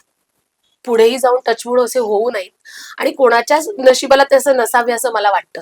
कारण होतं कसं, ह्याच्यानी आधीच एकतर गुरु शिष्य हे नातं पूर्वीसारखं गुरुकुल पद्धतीने नसतं, हो, बरोबर. आधी तर बरोबर आहे. त्याच्यामध्ये आत्ताच्या काळामध्ये, आधुनिक काळामध्ये म्हणू आपण, की तो बिचारा ती विद्यार्थिनी स्विमिंग करून क्रिकेट खेळून आपल्याकडे आली आहे, तिच्यातली एनर्जी अशी काय लागणार आहे, असा आपण विचार करून तिला एकदमच खूप डल शिकवत गेलो आणि तिच्याबरोबर एखादी फक्त डान्स करणारी करणे. ऍक्टिव्हिटी आहे, नॅचरली ती मुलगी चांगलं करते. एनर्जेटिक आहे, बरोबर. पण एक पॉइंट असाही येतो की तिला ह्या सगळ्या ऍक्टिव्हिटीमध्ये तिच्याकडे स्ट्रेंथ एवढी जमा होते की एखाद्या सादरीकरणात ती भाव चमकून खाऊन जाते. जाते. बरोबर. सो हे आम्ही नेहमी मुलींना सांगत असतो की वेळ आणि काळ हे कोणासाठी थांबत नाही. तुमची मेहनत, तुमचा रियाज, तुमच्या सादरीकरणातला अभ्यास, विश्वास, हेच तुम्हाला एका वेगळ्या उंचीला घेऊन जायचंय. त्यामुळे ही कंपॅरिझन जरी पालकांपर्यंत उद्या आली किंवा इतर कोणाकडे आली, तरी मी इतकंच म्हणेन की त्यांनी स्वतःला विचारावा हा प्रश्न की मी कलेसाठी किंवा तिच्या रियाजासाठी माझ्या मुलीकडून किती वेळ देते आणि ती दुसरी विद्यार्थिनी किती वेळ देते. हे आपण जर त्यांना नीट समजावून सांगितलं तर त्यांना ते पटतं. फक्त ह्याच्यातून कुठे क्लॅशेस होणार नाहीत, त्यांचा आपल्याबद्दलचं वेगळाच रोख राहणार नाही की पार्शियालिटी होतीये, हिची आई इकडे बसते म्हणून हिच्याच मुलीला संधी दिली जाते, हे कुठे होता कामा नये. म्हणून मला असं वाटतं हे पारदर्शी असणं गुरु म्हणून, नृत्य शिक्षिका म्हणून अत्यंत महत्वाचं आहे. एखादी सादरीकरणाचा आपल्याला एक पहुंच माहिती असते की मला हे सादरीकरण कुठे करायचंय, म्हटलं की मला काय जाण असलेली मुलीच्या बॅच तिकडे हव्यात, त्याच बॅचला मला हे सांगायचं असेल तर माझ्या मेसेजमध्ये ती क्लिअरिटी असली पाहिजे की मला ते कुठल्या उंचीवरचं प्रोजेक्ट आहे, त्यामुळे कुठल्या नंतरच्या मुली मला हे माझे मेसेज तुम्ही पाहिले असतील, माझ्या पालक म्हणून तुम्ही पाहिले असतील की मी तिथे क्लिअरली मेन्शन करते ह्या गोष्टी. त्यामुळे मी प्रयत्न करते की बाबा आपण तसे गैरसमज सुरुवातीपासूनच करून होऊ देऊ नयेत आणि जर झाले तर ते ताकदीने लगेचच तिथे सॉर्ट आउट करावे असं मला वाटतं. नाही, ऍक्च्युली तुम्ही मेसेजेसचा विषय काढला म्हणून म्हणते मॅम की क्लिअरिटीने आन्सर्स मिळतात. समबडी लाईक मी, जिला एक मेसेज वाचून जर मला माहितीये की पुढचे 15 दिवस माझ्या मुलीचं शेड्यूल पासून तिच्याकडनं या प्रोग्राम मध्ये काय एक्सपेक्टेड आहे, मला इथनं ड्रेस घ्यायचा आहे, मला अशी तिची वेशभूषा करायची आहे, तर it is actually very helpful. म्हणजे तुम्ही म्हणाल तर सुरुवातीपासून स्पष्ट आणि ठळक सगळ्या गोष्टींची उत्तरं मिळतात. काही लोकांना वाटतं की अरे केवढे इन्स्ट्रक्शन्स दिलेत, पण ते तसं नाहीये. म्हणजे take it from a person who is always busy, तर एक मेसेजमध्ये माझ्या प्रश्नांची सगळी उत्तरं मिळून जातात. पण मॅम आता जसं आहे की आता कथकच्या एवढ्या मुली ट्रेन होत आहेत, डेली एवढं आहे, पण त्याचा एक फिजिकल टोल पण असतो. जसं वय वाढत जातं, एवढे जड घुंगरू असतात, आपण वाचतो की ACL टेअर्स होतात किंवा काय बोलतो की कॅल्केनियल ट्युब्रोसिटीला त्रास होतो, हील दुखते. मग हे जो फिजिकल इम्पॅक्ट येतो बॉडीवरती, ज्यांना कथक ऍज अ करिअर करायचंय किंवा जे पुढे नंतरच्या आयुष्यातही सतत हे नृत्य रियाज करत राहतात, त्यांनी सुरुवातीपासूनच काही काळजी घेतल्या पाहिजेत का? बेटर. कारण कसं होतं, एकतर सुरुवातीचा काळ जेव्हा आपण शिकतो तेव्हा ना आपल्यात खूप ऊर्जा असते, खूप उत्साह असतो, दांड दांड दांड फुटवर्क, म्हणजे आम्हाला सांगावं लागतं की ते फुटवर्क कसं वापरायचंय. ते आवाज खूप छान येतोय आणि खूप थाडथाड येतोय, ह्या दोन्हीतला फरक, तो जो काही शार्पनेस आहे तत्कारांमधला, तो मेंटेन करत त्यातलं सौंदर्य नादात्मक कसं येईल हे करण्यासाठी तर आपण सांगतोच. पण चुकीचे तत्कार केल्याने कुठे प्रेशर येईल आणि काय तुमचा प्रॉब्लेम नंतर क्रिएट होईल, किंवा काही थाटांना आम्ही बसतो किंवा काही चक्कर खाली बसून गुडघ्यांवर मारतो, त्यावेळेला काय काय दुष्परिणाम होऊ शकतात हे आम्ही त्या वेळेला त्यांना सांगतो. अर्थात आम्हाला तुमच्यासारखी मेडिकल लँग्वेज मध्ये नाही सांगता येत, पण आम्ही काही अनुभव देऊन सांगतो की पुढे जाऊन हे नंतर होऊ शकतं. तर मग निकॅप्स वापर किंवा पोस्चर, खाली बसताना थाटाचं नेमकं कसं हवंय, बॅलन्स कुठे गेला पाहिजे शरीराचा, जेणेकरून बॅक पेन पुढे होणार नाही. किंवा खूप चक्कर मारताना मानेचं, जे तुम्ही आपण म्हणालात की तुम्ही जर एक ब्लाइंड स्पॉट धरून चक्कर मारल्यात तर मानेला त्रास होऊ शकत नाही, अर्थात एका एज पर्यंत. एका एज नंतर तर ते बाय डिफॉल्ट कितीही तुम्ही मेंटली ठेवलं तो पॉइंट तरी सुद्धा होतोच मग तो त्रास, कारण त्याला मागे इतर रिझन्स आहेत. पण फ्लेक्झिबिलिटीसाठी तुम्ही योग करणं किंवा काय आजकाल वेगवेगळे जे आधुनिक प्रकार आहेत फ्लेक्झिबिलिटीसाठी ते करणं, ह्या सगळ्या गोष्टी तुम्हाला कथकमध्ये पूर्णपणे फिट ठेवण्यासाठी खरंच महत्वाच्या आहेत असं मला वाटतं. पण आता समजा काही आता आहेत जे माझ्यासारखे आता कथकचे नृत्य वर्ग, काही इतर वेगवेगळ्या फ्रंटवरती काही प्रोजेक्ट्स आणि PhD, या तीनही दोऱ्यांवरती जेव्हा कसरत चालू असते ना, तेव्हा हे फिट राहण्यासाठी जरा वेगळा प्रयत्न मागे पडतो. ओके. पण मग तेव्हा मनाने तेवढी उभारी धरायची की हा काहीच पिरियड आहे, आता हा मला काहीच काळ आहे ज्याच्यामध्ये मला हे मिस करावंच लागते, कारण नाहीच आहे वेळ माझ्याकडे. त्या वेळामध्ये मग आपण ज्या गोष्टी आता ह्या 3 फ्रंट कशा सबळ होतील त्यासाठी मी काम केलं. तर मला हे माहिती पाहिजे की माझा ह्या 3 वर्षांनंतरचा माझा ग्राफ वेगळा असणार आहे. तेव्हा मी ह्या सगळ्या गोष्टींना चांगला वेळ देऊ शकणार आहे. पण म्हणून आत्ता ह्या 3 फ्रंटवरती मात्र मग मी मागे फिरता कामा नये. मग माझ्या पीएचडी साठीचं जे काम आहे त्याच्यासाठी 4 इंटरनॅशनल कॉन्फरन्स, 4 नॅशनल कॉन्फरन्स, त्याच्यानंतर 3 इंटरनॅशनल पब्लिकेशन, ह्या गोष्टी करत असताना नॅचरली मी फिटनेसकडे योग म्हणून करू शकते, नाही असं नाही. प्राणायाम म्हणा, इतर गोष्टी मी त्याला वेळ देऊ शकते. पण वेळा पाळून जिमला जाणं किंवा अजून काही काय असतं त्या वेगळ्या गोष्टी फ्लेक्झिबिलिटीसाठी करणं हे शक्य नाही होत. पण ज्यांना हे तुम्ही म्हणालात तसं ह्या सगळ्या गोष्टींची आता मागे काही व्यवधानं नाहीयेत, त्यांनी मात्र करावं, कारण त्यांच्यासाठीच ते सौंदर्यात्मक, शेवटी ते कसं आहे, नृत्य सुंदर दिसलं पाहिजे. त्याच्यासाठी तुम्ही सुंदर असला नाही तरी चालेल, पण तुम्ही ज्या हालचाली करताय किंवा तुमचा जो प्रेझेन्स आहे स्टेजवरचा तो सुंदर दिसला पाहिजे. तसंच पॉश्चरशी पण निगडित आहे का मॅम? नक्कीच. Does it affect the posture which we take while like when we learn classical dance किंवा कथकचा जनरली जे स्टान्स घेता तुम्ही, असं ते छान वाटतं बघायला की स्ट्रेट बॅक आणि हे, तर पॉश्चर वरती पण फरक पडतो याच्याने? नक्कीच. आणि पर्सनॅलिटी खूप चांगली डेव्हलप होते, कारण जेव्हा म्हणजे आम्ही असं म्हणतो once an artist always an artist. मग तुम्ही असं वाटेल तसं क्लासमध्ये पण घुंगरू घालताना पण बसलं नाही दिसता कामा नये. तुम्ही रस्त्याने चालताना सुद्धा मला वाटलं पाहिजे की हा या माझ्या विद्यार्थिनी आहेत. जसं आमच्या बाई अजूनही आम्हाला म्हणजे हे बोलताना जाणवतं की त्यांना असं परंपरा आणि आम्ही त्यांच्यावर, त्या आमच्या आहेत, ह्याचा एक वेगळाच एक खूप कौतुक असतं आणि एक बांधिलकी असते आणि हीच जपायची आपल्याला खरं तर पुढे जाऊन. पण हे जे तुम्ही आता म्हणालात की चांगलं राहणं, चांगलं बसणं वगैरे, तर पोक काढून बसणं वगैरे, ह्या गोष्टी आम्ही नॅचरली सुद्धा बोलता बोलता बघून जातो आणि त्यांना सांगून जातो. मग त्या आजूबाजूच्यांचा पण बघतात, ही क्लासमध्ये कशी बसते, मग मी असं बसली की ताई मला ओरडली, हे त्यांच्या लक्षात राहतं. नेक्स्ट टाइम अगदी म्हणजे आपण बाकीच्या तर गोष्टी पाळतोच, पण ह्या गोष्टी की ज्याच्यातून मी थोडीशी अशी गबाळी दिसीन, मी छान नाही दिसणार, हे मला नाही करायचंय, एवढं कळण्या इतपत आपण त्यांना सतत सांगत राहिलो तर पुढच्याला त्या स्वतःहूनच त्या पोस्चरकडे लक्षही देतात आणि ह्या गोष्टी त्यांच्या पर्सनॅलिटीकडे खूप आणि स्टेजवरच्या वावराकडे खूप चांगल्या पद्धतीने त्यांना ग्राफ करतात की मी कशी येणार आहे स्टेजवरती, मी कशी बोलणार आहे, तत्पप माझं होणार नाहीये, माझ्या बोलण्यामधून सुद्धा मला समोरच्या प्रेक्षकांचं मन कसं जिंकायचंय हे लक्षात ठेवण्याच्या दृष्टीने, किंवा मी माईक पासून पुन्हा नाचत सेंटरला कशी जाईन, विंग मधून पुन्हा एंट्री कशी घेईन, मग मी कसं उभं राहिलं पाहिजे, तिथे मी खांदे पाडून उभं राहिले तर ते मलाच छान अनकम्फर्टेबल वाटणार आहे, हे त्यांना संस्कार तिथपासून सुरू होतात. उभं राहताना सुद्धा म्हणजे मला एक अनुभव आहे कायमचा की आपण फोटो टाकतो जनरली स्टेटसला, तर माझ्या एका विद्यार्थिनीच्या पालकांचा मला नेहमी मेसेज येतो, तुम्ही नॉर्मल फोटोत उभे असलात तरी तुमचे जे पादाचे प्रकार असतात त्यातल्याच कुठले तरी पादात उभे आहात असं वाटतं हो मॅडम, तर कसं जमतंय तुम्हाला? म्हणजे त्यांनी मस्करीत विचारलं. म्हटलं अहो नाही, असं काही नाही, पण आता ती सवय आहे इतक्या वर्षांची, ती जात नसते. नाही पण मॅम, हा खूप इम्पॉर्टंट पॉइंट आहे, कारण मी माझा अनुभव सांगते की मी माझ्या मुलीचा फोटो काढताना ती आधी तर तयारच नाही व्हायची, मग वाकडी तिकडी उभी राहायची वगैरे. पण काय म्हणू आपण की आता तर खूप इनिशियल स्टेज आहे, पण आता ऍटलीस्ट ती अशी उभी राहते, कॅमेराकडे स्ट्रेट बघते, नजरेत नजर मिळवते, आणि येस डेफिनेटली स्टेज फिअर तर खूप कमी झालं, खूपच म्हणजे नेक्स्ट टू नेग्लिजिबलच आहे या मुलांना. खरंय खरंय. सो पण मॅम, हे आपण जेव्हा बोलतो की Kathak is like a feminine form, पण आपल्या समोर श्रीकृष्णाचं उदाहरण आहे, अगदी अगदी. तर मग मुलं आजकाल येतात का, पेरेंट्स मुलांना शिकायला पाठवतात का? मला असं वाटतं उलट आमचे पेरेंट्स मोर टॉलरंट होते, माझ्या वर्गात होती मुलं, पण मग आता काय परिस्थिती आहे ना मॅडम, अगदी म्हणजे श्रीकृष्ण हे उदाहरण आहेतच. आदरणीय आमचे गुरुवर्य पंडित बिरजू महाराज यांनी तर कथ्थकला इतकं दिलंय आणि त्यांनी एक दालन खुलं केलंय खरं तर सगळ्या मुलांसाठी. विद्यार्थिनींना तर त्यांनी दिलेलंच आहे, सोनं केलंय विद्यार्थिनींचं.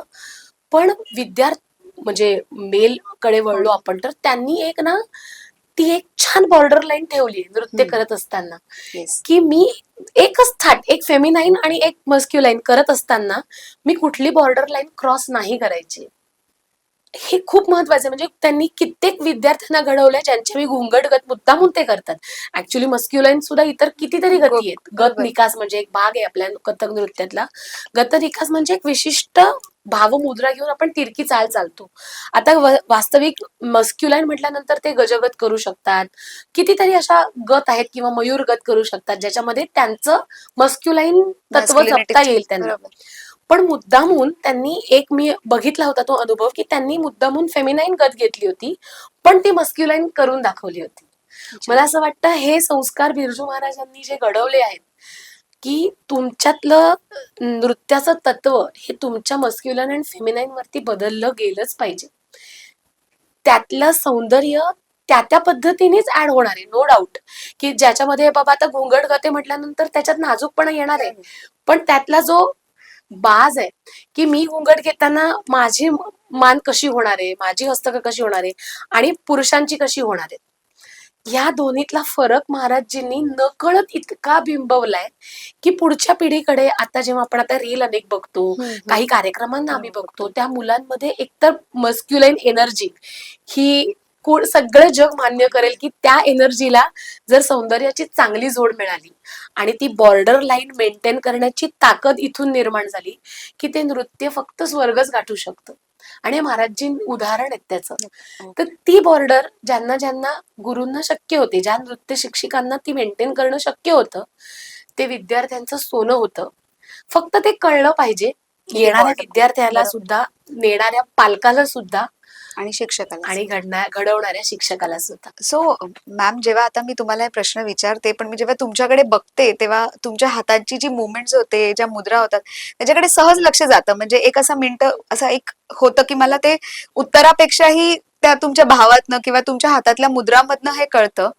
तर मग मॅम, ही मुद्रा जे आपण घेतो किंवा ते स्वतःला मध्ये तेवढं डिसिप्लिन आणणं की हे करता येतं, आपले फिंगर टिप्स जसं आमच्या मेडिकल लाईन मध्ये बोलतात की सर्जन्सचे फिंगर एकदम मॅजिकल मिरेकलस असतात, तर तसं स्वतःमध्ये आणण्यासाठी काही खास करावं लागतं का? आणि ह्याच्यामुळे अजून पर्सनॅलिटीमध्ये काय डेव्हलपमेंट येतात मग? नक्कीच. एक तर ना मुळात मुद्रांना आमच्याकडे ना नृत्याची एक वेगळी भाषाच मानलं जातं. कारण आम्ही नर्तक जे नाचतो त्यावेळेला ते आम्ही बोलत नाही. हा, आता नृत्य आणि नाट्य असे 3 आमचे महत्वाचे अंग आहेत, नर्तन भेद आहेत हे. त्यातलं नृत्य तर प्युअर शुद्ध बोलांवरती असतं, त्यामुळे त्यावेळेला तर ती हस्तकं आणि फुटवर्क, चक्कर वगैरे सगळं म्हणजे निरर्थक किंवा अर्थहीन शब्दांना अर्थ प्राप्त करून देण्यासाठी शरीराने केलेली एक जोरकस हालचाल ती म्हणजे नृत्यमध्ये जाते. नृत्य म्हणजे तेव्हा शब्दही असतात आणि त्या शब्दांच्या आधाराने त्यातला भाव शोधत आपण प्रेक्षकांपर्यंत पोहोचतो. पण त्याच्यात शब्द आणि गाणं काय म्हणा, ते सगळं संगीत सगळंच असल्यामुळे ते ना सर्वसामान्यांपर्यंत पटकन पोहोचतं. आता येतं नाट्य. नाट्यमध्ये ना तुम्हाला भाव तर पोचवायचे आहेत, पण तुम्हाला शब्द मिळणार नाहीत, तुम्हाला गाणं मिळणार नाही, तुम्हाला लहरा ठेका बाजूला मिळेल ज्याच्या आधाराने तुम्हाला एक स्टोरी लाईन कन्वे करायची, जे आता आपल्या छोट्या परीक्षांच्या सिलेबसमध्ये म्हणाल त्याला आपण गतभाव असं म्हणतो, ज्याच्यामध्ये स्टोरी आहे पण शब्द नाहीयेत, पण तरी ती स्टोरी तुम्हाला लोकांपर्यंत पोहोचवायची विदाउट अ सिंगल वर्ड. मग आता अशा वेळेला प्रश्न पडतो की आता मला बोलायचं पण नाही, मी स्वतः तर बोलायचंच नाही नाटक म्हणून, माझ्याबरोबर गाणं पण वाजणार नाहीये. मग मला आता कृष्ण आहे म्हटलं ती मला कृष्ण कसा दाखवायचा आहे, मला राधा कशी दाखवायची आहे, मला झाड कसं दाखवायचंय, मला फूल उमलते कसं दाखवायचंय, मला पाणी कसं दाखवायचंय, मला त्याच्यामध्ये माझं प्रतिबिंब दिसतंय हे कसं दाखवायचंय, मला पटकन कोणीतरी पाणी माझ्या चेहऱ्यावरती मारलेलं कसं दाखवायचंय, मला एखाद्यावरती राग आलाय तो कसा दाखवायचाय, मला खूप राग आलाय, मला खूप संताप आलाय हे मला कसं दाखवायचंय. हे सगळं करताना माझी सगळ्यात मोठी संपत्ती म्हणजे माझ्या मुद्रा आहेत. अर्थात चेहरा हा आहेच आहे, पण चेहऱ्याच्या बरोबरीने माझ्या या ज्या मुद्रा आहेत, पाणी दाखवण्यासाठी, फूल आपण आता वेल दाखवली, झाड दाखवण्यासाठी किंवा उमलतं फूल दाखवण्यासाठी, ह्या ज्या हस्तमुद्रा आहेत ह्या माझ्या माध्यम आहेत. मला हे दाखवताना, कृष्ण दाखवताना मी नुसती असं बघणं आणि मी हे बघणं, तर माझ्या समोरच्या माणसाला कळणार आहे की मला कृष्ण करायचं आहे. मी त्याच हस्तमुद्रांना जेव्हा मी घुंगटमध्ये आणते तेव्हा हीच हस्तमुद्रा मी ह्या मुद्रेत आणून मी तीच राधा दाखवते. किंवा त्यांना झुल्यावरती बसवलंय. राधा आणि कृष्णांकडे माझं नुसतं बघणं आहे, तर त्या बघण्यामधून सुद्धा माझ्या हस्तमुद्रा होणं, माझ्या डोळ्यांमधून ते पोचणं, की राधाकृष्णाबद्दलचं मी कौतुक दाखवते इतर गोपिकांचं, किंवा इतर गोपिकांना येणारा लटका राग, की सारखा राधेबरोबरच खेळतो, माझ्याबरोबर खेळत नाहीये, हे दाखवतानाची माझी बॉडी लँग्वेज, माझा चेहरा आणि त्याच्याबरोबरीने होणाऱ्या हस्तमुद्रा, हे जेव्हा एकत्र येतं तेव्हा समर्थपणे ती स्टोरी लाईन पुढे जाते. कारण गतभावामध्ये आम्हाला एकट्या माणसाला सगळी कॅरेक्टर्स उभी करायची आहेत समर्थपणे. पण त्याला तिलाच शूर्पणखा दाखवायची आहे, तिलाच रावण दाखवायचा आहे, तिलाच राम दाखवायचा आहे, तिलाच लक्ष्मण दाखवायचं आहे, तिलाच सीता दाखवायची आहे, तिलाच नाक कापलेलं दाखवायचं आहे, तिथेच मारीच दाखवायचं आहे, तिथेच त्याने बदललेलं रूप दाखवायचं आहे, कांचन रूप दाखवायचं आहे. ह्या सगळ्या घटना जेव्हा मला एकटीला दाखवायच्या आहेत तेव्हा एकतर संपत्ती आहे ती मी कशी वापरायची, मी उधळायची आहे ती मला, आणि तितकीच प्रभावीपणे कमीत कमी वेळात संगीताचा आधार घेऊन ती त्या लोकांपर्यंत इतकी प्रभावीपणे पोहोचवायची. तर माझ्यासाठी फक्त माझ्या हस्तमुद्रा आणि माझा अभिनय ह्या दोनच गोष्टी आहेत ज्याच्या आधारे मी ते माध्यमातून पोहोचू शकते त्या प्रेक्षकांना, त्या स्टोरीपर्यंत, त्याच्या नेमकं मला काय तात्पर्य दाखवायचं आहे तिथपर्यंत मी पोहोचवू शकते. कारण माझ्याकडे ह्या ज्या हस्तमुद्रा, आपण जेव्हा कथ्थकमध्ये त्याची नावं वेगळी आहेत, पण योगमध्ये म्हणाल तरी सुद्धा त्यावेळेला काही हस्तमुद्रा ह्या त्याच्याकडेच कनेक्ट तिथे असतात. करणारे आहेत. म्हणजे मी माझ्या ज्या योग टीचर आहेत मुग्धाताई म्हणून, त्या मला जेव्हा हे काही गोष्टी सांगतात तेव्हा मला जाणवतं की ध्यान मुद्रा घ्या किंवा द्रोण मुद्रा घ्या, तर ह्या सगळ्यामधून मला माझ्याशी कनेक्शन लागतं जेव्हा मी मुलींना हे शिकवते तेव्हा. आणि मला आवडतं की त्या योगचं जेव्हा आमचं एक लेक्चर संपवतात तेव्हा त्या आम्हाला म्हणतात की म्हणजे हे खूप चांगलं आहे, जे मी आपल्या क्लासमध्ये पण सुरू केलंय, तुम्ही बघाल तर, की निघताना तेरा तुझे अर्पण हे करण्यासाठी आपण एक प्रार्थना ठेवली. ती प्रार्थना माझी नाही, ती प्रार्थना त्या योग टीचरकडून मी जेव्हा ऐकली, तिने मला पहिलं लेक्चर घेतल्यावरती, की आज केलेला योगाभ्यास अर्पण करून आज आपण इथे थांबतोय वगैरे, किंवा उद्या पुन्हा या योगाभ्यासासाठी सुरुवात करू. ह्या सगळ्यामध्ये ना एक वेगळंच वचन दिलं जातं आणि अहंकार खाली उतरतो, की आज मी जे काही चांगलं शिकलीये ते तुला अर्पण करून मी इथून निघते. इथून निघताना ते माझ्याबरोबर काही नसलं पाहिजे, उद्या परत मी तेवढ्याच मनापासून शिकायला येईन, हे आत्मविश्वास पूर्ण वचन पण आहे, हे आश्वासन पण आहे, जणू काही माझंच मला मी दिलेलं. ते मला इतकं आवडलं आणि मग मी ते त्याला नृत्याभ्यासात कन्वर्ट केलं आणि आपल्याकडे ती प्रार्थना केली, बरोबर, की आज केलेला नृत्याभ्यास नटराज चरणी अर्पण करून उद्याच्या नृत्याभ्यासासाठी प्रेरणा मागून घेऊया.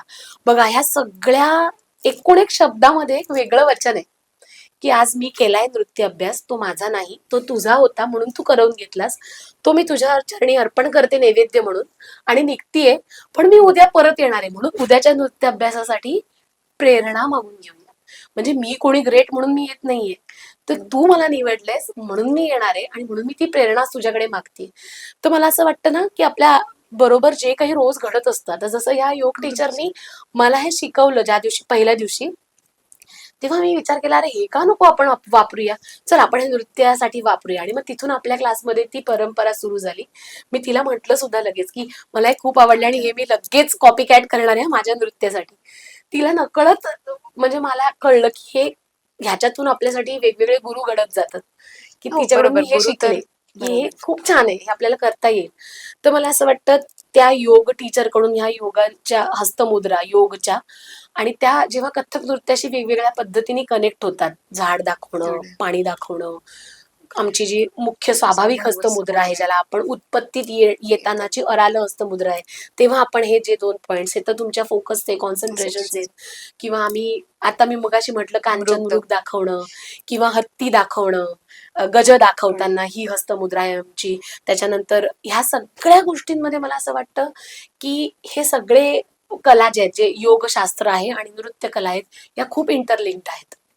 मॅम खरंच सांगता सांगता तुम्ही 2 गोष्टी तर इतक्या सुंदर सांगितल्यात, एकतर हस्तमुद्रा आणि त्यांचं जे इंटरकनेक्शन आहे आपण बोलतो, त्याही पलीकडे सगळ्यात इम्पॉर्टंट गोष्ट तुम्ही आम्हाला आता बोलताना सांगून दिलीत, की गुरु म्हणजे a teacher appears when a student is ready. आणि खरंच हे खूप मोठा म्हणजे तुम्ही लेसन दिलायत इनडिरेक्टली, खास करून आजकालच्या पेरेंट्सना, ज्यांना एखादे अचीवमेंट म्हणून एखाद्या कलेकडे बघतात. It is not like that, it has to be a part of your body, a part of your being. आणि खरंच मॅम, तुम्ही आम्हाला इतक्या सगळ्या गोष्टींवरती आज इन्साइट्स दिलेत. सो थोडासा मूड लाईट करण्यासाठी आपण एक रॅपिड फायर राऊंड खेळणार नक्की आहोत. नक्की. तुम्ही स्पॉन्टेनियस तर आहात मॅम. मी तुम्ही ज्या मुद्रा करत होत्या, मी 2 मिनिटं स्तब्ध होऊन बघत होते. तर असंच स्पॉन्टेनियसली आम्हाला छान नक्की. आन्सर्स द्या. Ma'am, choose one. तत्कार का चक्र? बोथ. बोथ. तुमचा फेवरेट ताल कोणता आहे? बसंत. 9 मात्रांचा ताल आहे. तो जास्त आवडतो, म्हणजे मला आवडेल जास्त बोलायला ह्याच्याबद्दल, कारण पहिला पूर्ण कंपोज केलेला असा तो ताल माझा, म्हणून मला ओके. तो जास्त आवडतो. म्हणतो ना आपण स्वतः केलेला नैवेद्य जास्त आवडतो, आवडतो तसं. तसा. So very close to your. Yes, very very close. एखादा हार्डेस्ट असा भाव किंवा इमोशन जो तुम्हाला आतापर्यंत पोर्ट्रे करायला लागलाय ऑन स्टेज?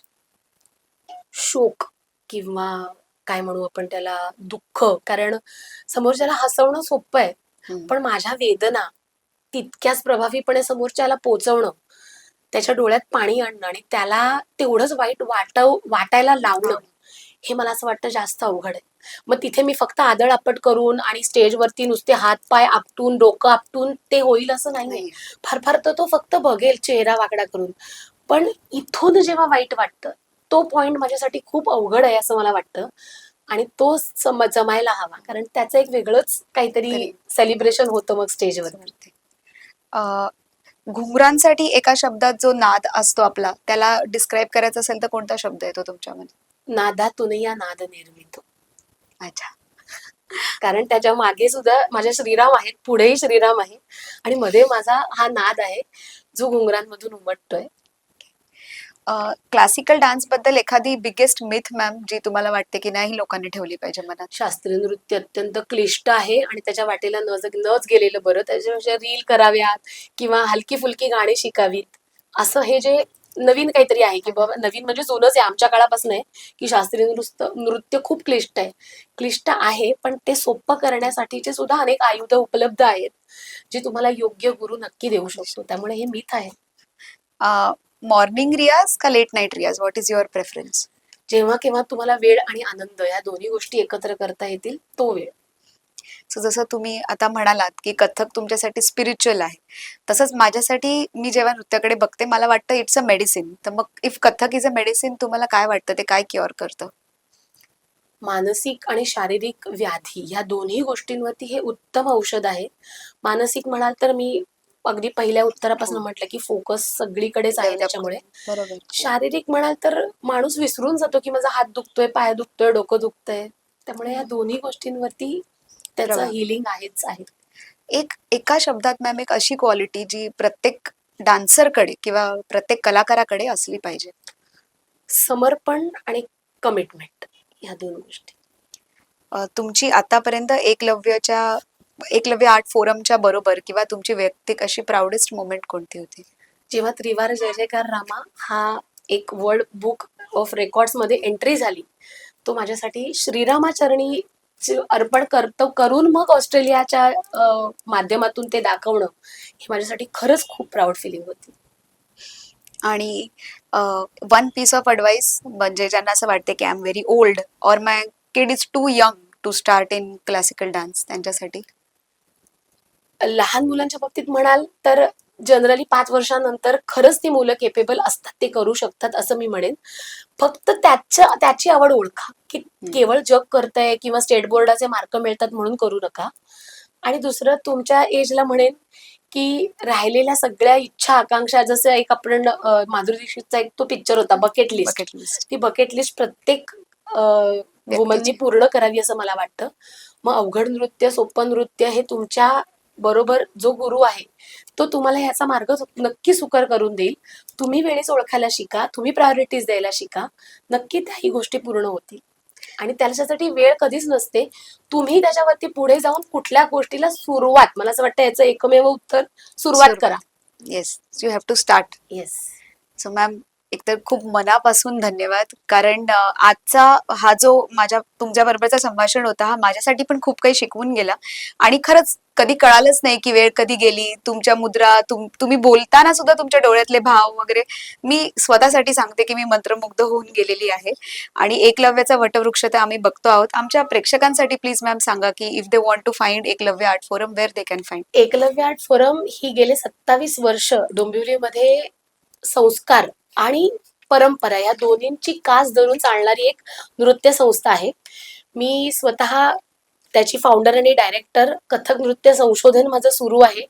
महाभारत आणि रामायण यातल्या स्त्रियांचं सादरीकरण कथक नृत्यातून करताना त्याला सांगीतिक आधार कसा असला पाहिजे जेणेकरून ते प्रभावी होईल, हा माझा कथक नृत्य संशोधनाचा विषय आहे. ह्या सगळ्या वाटचालींमध्ये माझं जे प्रशिक्षण वर्ग चालतात ते एकलव्य आर्ट फोरम या नृत्य संस्थेखाली आपण फडके रोडवरती ब्लिट्स स्टुडिओच्या वर किंवा आपण अप्पा दातार चौकामध्ये गणेश मंदिराच्या बाजूला हे लोकेशन आहे. आणि इन्स्टा, युट्यूब, त्याच्यानंतर फेसबुक ह्या सगळ्या सुनीला पोद्दार आणि एकलव्य आर्ट फोरम ह्या दोन्हीच्या नावाने हे सोशल मीडिया चॅनल्स आता कार्यरत आहेत. आणि खरोखरच नृत्याला आपला श्वास बनवून त्यातून एक वेगळाच स्वर्ग गाठण्यासाठी कोणत्याही वयामधून आपण नृत्याचा आनंद घेऊ शकता. कधीही या आणि नृत्यातील इतरही गुरूंकडे त्याच सकारात्मकतेने बघत तुम्हाला तुमच्या एरियात जिथे कुठे जवळ तुमचे नृत्य वर्ग चालत असतील त्याही नृत्य गुरूंकडे जा, पण नृत्याचा आनंद घ्या आणि आपली बकेट लिस्ट नक्की पूर्ण करा. धन्यवाद. जसं मॅमने आपल्याला सांगितलं की बकेट लिस्ट ही पूर्ण करण्यासाठी एक वय नसतं, फक्त इच्छा असायला लागते. सो सुरुवात करा. आणि जर तुम्हाला अजून असे काही प्रश्न आणि अजून अशा इन्स्पायरिंग स्टोरीज ऐकायच्या असतील तर नक्की सबस्क्राईब करा. See you for the next time.